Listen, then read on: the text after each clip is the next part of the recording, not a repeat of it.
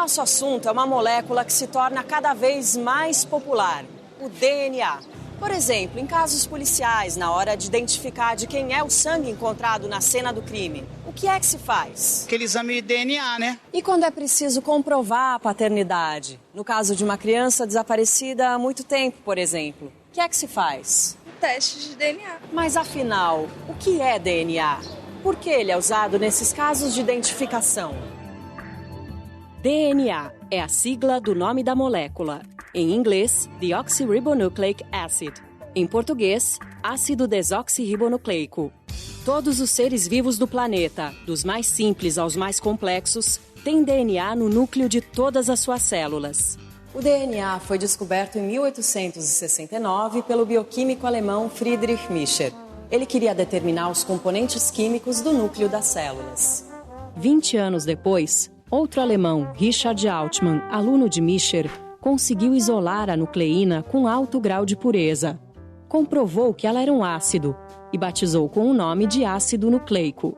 Você sabia que na composição química do DNA existia açúcar, que era uma pentose, um açúcar com 5 átomos de carbono, que existia fosfato e que existiam bases nitrogenadas. Nessa época, foi descoberto que a degradação do ácido nucleico liberava 4 tipos de bases nitrogenadas: adenina, timina e citosina, guanina. Por muito tempo, a ciência ficou sem saber a importância do DNA, até as experiências do médico e pesquisador bioquímico canadense Oswald Avery, em 1943. Ele trabalhou com as bactérias que causam a pneumonia. A bactéria pneumococo tem 2 linhagens. Uma infecciosa, com cápsula de aparência lisa, e outra com aparência rugosa, que não provoca a doença.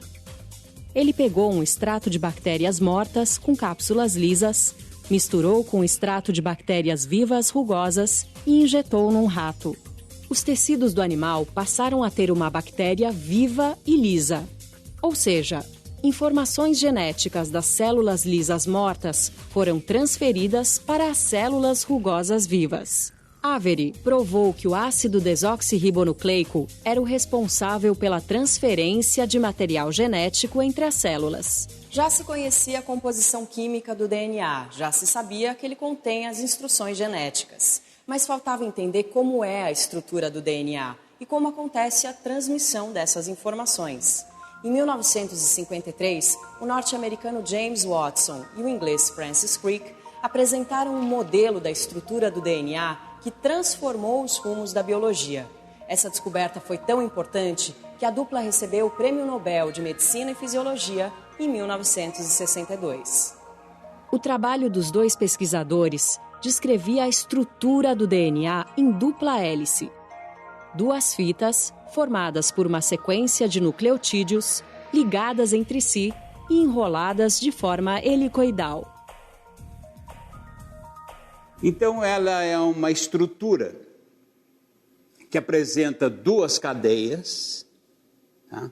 Então são várias unidades, vários tijolinhos unidos entre si, formando um fio. São 2 desses fios. E são as bases nitrogenadas que mantêm as 2 cadeias unidas entre si. A união entre as bases se dá entre pares específicos. A timina de um nucleotídeo se liga à adenina do nucleotídeo da cadeia complementar. E a citosina se une à guanina. E uma característica importante desse modelo proposto por Watson e Crick é que ele explica como o DNA pode se duplicar. A partir de uma molécula, nós temos 2 moléculas idênticas. Isso é fundamental. Para entender melhor, vamos agora entrar no interior de uma das nossas células, mais precisamente no núcleo de um glóbulo branco que circula no nosso sangue. Todas as informações sobre como a célula funciona e se reproduz estão guardadas dentro do núcleo das células. Esses emaranhados de tiras são o DNA. A sequência de nucleotídeos é a informação que é transmitida de geração para geração. Se mudar a ordem dos nucleotídeos, mudam também as instruções genéticas transmitidas. A duplicação começa com a separação das duas hélices. Isso é feito por uma enzima que quebra, com a maior precisão, as ligações químicas entre as hélices. Essa enzima vai abrindo a molécula de DNA como um zíper. Cada hélice passa, então, a fazer uma cópia exata de si mesma, com a supervisão de outras enzimas especiais. Essas enzimas reconhecem os nucleotídeos livres que ficam espalhados no líquido orgânico do núcleo. Nós aprendemos a manipular o DNA. Foi na década de 70, final de 60, começo de 70, que nós aprendemos que nós podemos pegar moléculas de DNA, cortar esse DNA em pedaços, isolar esses pedaços. Então isso abriu uma perspectiva tremenda, porque nós poderíamos analisar o DNA em detalhe. E mais do que isso, nós podíamos emendar moléculas de DNA. Isso vai abrir uma perspectiva enorme de se entender a composição dos seres vivos e a questão da hereditariedade. Cada bebê que nasce é único, tem características próprias. Mas ele e todos nós, seres humanos, começamos da mesma forma, com a fusão de 2 gametas, o óvulo que vem da mãe e o espermatozoide do pai. A molécula do DNA que herdamos de nossos pais se encontra enrolada e compactada nos cromossomos. Nos cromossomos está gravada a nossa identidade, que pode ser lida através das sequências do DNA.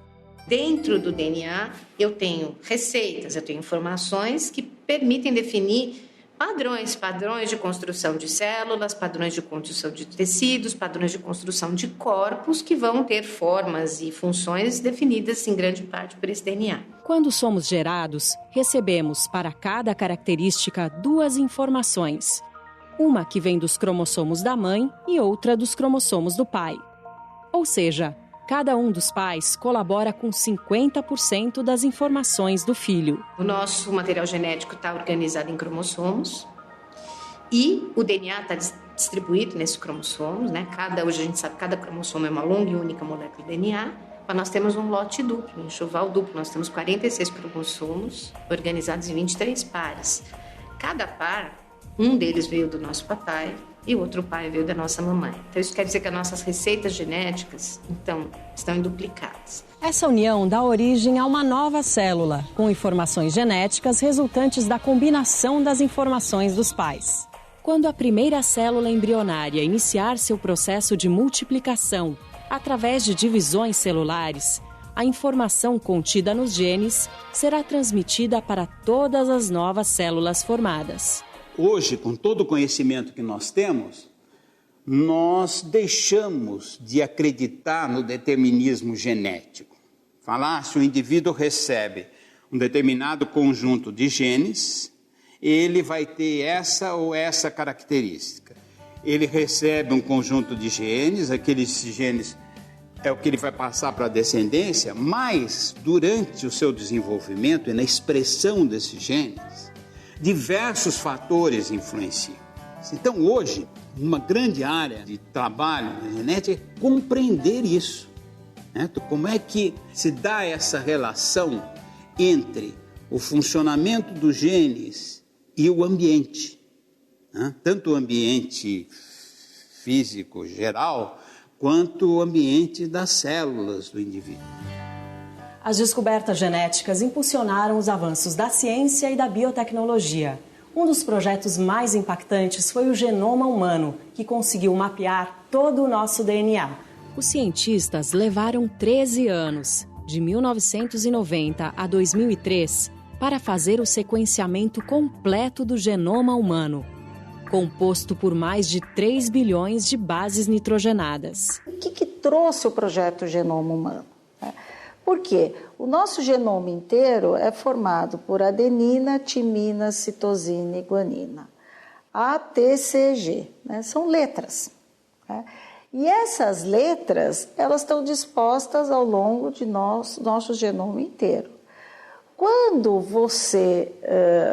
foi finalizado o projeto Genoma Humano e que a gente conheceu toda a sequência dessas letras, a gente começou a entender melhor que algumas sequências têm significado. São palavras, né? Não são sequências aleatórias. São palavras que codificam, que a gente chama de genes, que codificam proteínas específicas. O que a gente hoje mais faz é buscar palavras escritas de forma errada, que tem letras erradas, que a gente chama de mutação. À medida que o projeto Genoma Humano foi acontecendo, a tecnologia empregada na área se desenvolveu, criaram-se novas máquinas, novos insumos, barateando o custo. O genoma humano, que no início do projeto, ou durante o projeto, custou 3 bilhões de dólares para sequenciar um genoma, hoje se pode fazer por 10 mil dólares. É possível extrair o DNA do núcleo de células, inclusive de células humanas.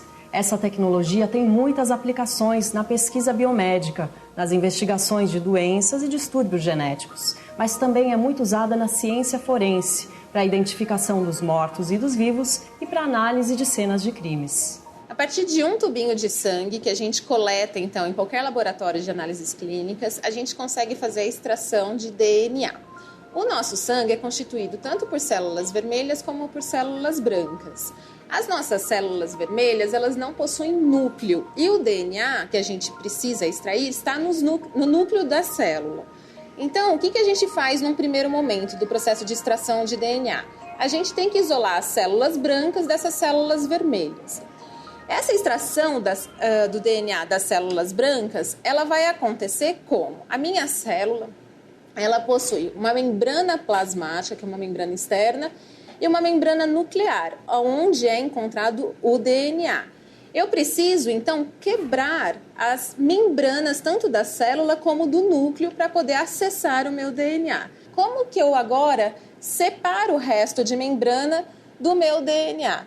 Eu vou colocar uma solução chamada solução saturada de cloreto de sódio, que vai fazer com que o lixo da minha membrana ele seja, então, precipitado e o meu DNA vai ficar nessa solução. Eu vou transferir apenas a solução que contém o meu DNA para um novo tubo e aqui ficou o lixo, então, da membrana. Para eu conseguir precipitar o meu DNA agora, eu vou usar um álcool etanol absoluto gelado que vai, por uma questão de polaridade, isolar o meu DNA. O meu álcool ele é apolar e o meu DNA é polar. Na hora que eu colocar a minha solução de álcool na soluçãozinha que contém o DNA, ele vai se repelir do álcool. Essas bolinhas aqui é o DNA se repelindo do etanol e ele começa a se precipitar. Bom, a partir dessa quantidade, então, de DNA que a gente coletou de um tubinho de sangue, a gente consegue visualizar qualquer coisa no genoma de um indivíduo, inclusive sequenciar o genoma dele inteirinho. É cada vez mais comum e determinante o uso de DNA nas investigações policiais. Muitos casos são solucionados com o uso de material genético, seja da vítima, seja do suspeito. A partir dos exames de DNA se pôde identificar com um grau de certeza muito elevado indivíduos relacionados a determinados crimes. Então, principalmente estupradores em série, homicidas em série que vinham deixando vestígios nas vítimas antes dessa técnica existir de maneira aplicável, não era possível se identificar biologicamente aquele indivíduo. Cada ser vivo, seja ele de que espécie for, é único. Uma combinação única do DNA herdado dos pais. A cada dia, a ciência descobre mais novidades sobre essa macromolécula, uma verdadeira máquina biológica. Um assunto realmente fascinante. Bons estudos!